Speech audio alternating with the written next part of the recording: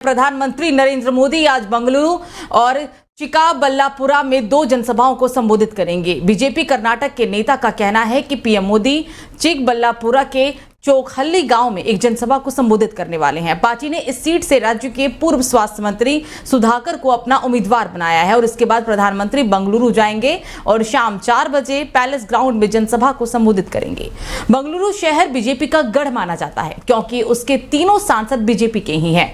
लोकसभा चुनाव कार्यक्रम के ऐलान के बाद प्रधानमंत्री का ये चौथा कर्नाटक का दौरा होगा। उनकी पहली बैठक 16 मार्च को चुनाव की तारीखों के ऐलान के दिन कांग्रेस अध्यक्ष मल्लिकार्जुन खड़गे के गृह क्षेत्र कलबुर्गी में हुई थी।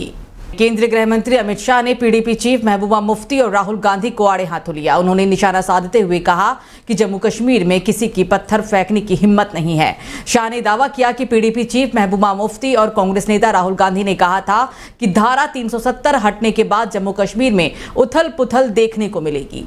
बता दें कि बीते दिनों अमित शाह राजस्थान के उदयपुर में रोड शो करने के लिए पहुंचे थे। इस दौरान उन्होंने कहा कि महबूबा मुफ्ती और राहुल गांधी हमेशा भविष्यवाणी करते हैं कि अगर जम्मू कश्मीर से स्पेशल स्टेटस को हटाया जाता है तो यहां खून खराबा देखने को मिल सकता है। लेकिन शाह ने यह भी कहा कि आर्टिकल 370 हटे हुए पूरे 5 साल हो चुके हैं। ये प्रधानमंत्री नरेंद्र मोदी की सरकार है। खून खराबे की बात ही छोड़ें, यहां किसी की भी हिम्मत नहीं है कि एक पत्थर तक फेंक सके। दरअसल साल 2019 में केंद्र सरकार द्वारा जम्मू कश्मीर के स्पेशल स्टेटस आर्टिकल 370 को हटा दिया गया था। इसके साथ ही राज्य को 2 नए केंद्र शासित प्रदेशों जम्मू कश्मीर और लद्दाख में बांट दिया गया था। तो लोकसभा चुनाव को देखते हुए इंडिया गठबंधन आने वाले दिनों में साझा घोषणा पत्र जारी करेगा। साझा घोषणा पत्र में 7 बड़े वादे होंगे। जानकारी के मुताबिक इंडिया गठबंधन सामूहिक रूप से युवा, महिला, किसान, गरीब समेत 7 वर्गों के लिए 7 सूत्रीय वादों की घोषणा करने वाला है।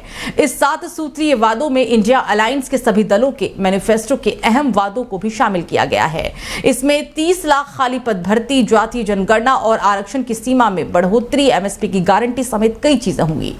बता दें कि लोकसभा चुनाव के लिए जारी अपने घोषणा पत्र में कांग्रेस ने 5 न्यायों की बात की थी। इनमें हिस्सेदारी न्याय, किसान न्याय, श्रमिक न्याय, नारी न्याय और युवा न्याय शामिल है। इसके अलावा कांग्रेस ने फर्स्ट टाइम वोटर का भी खास ख्याल रखा है।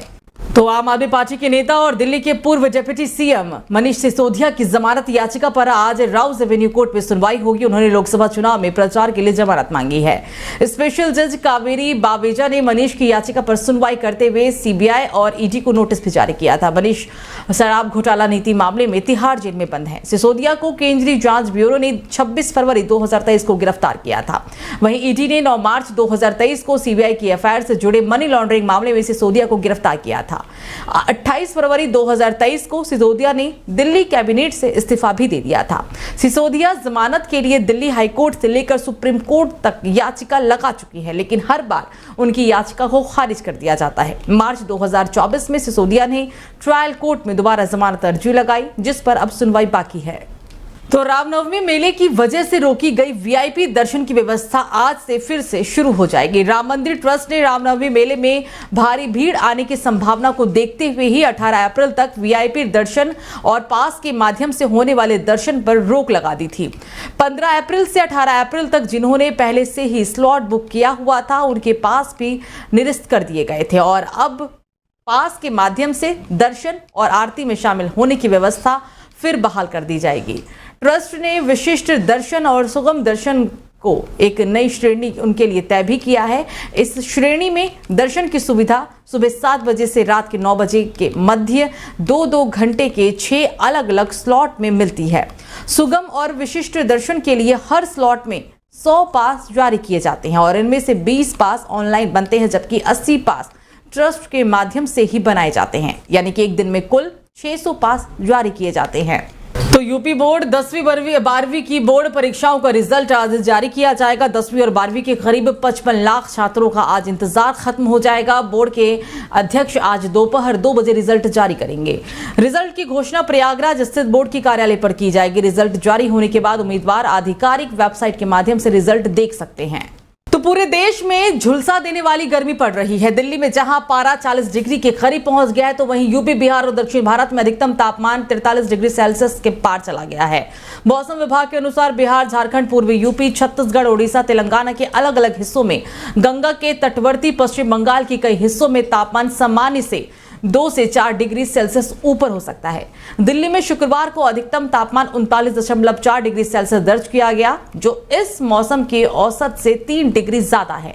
आईएमडी के मुताबिक इस साल गर्मी के मौसम में ये अब तक दर्ज सबसे अधिक तापमान है।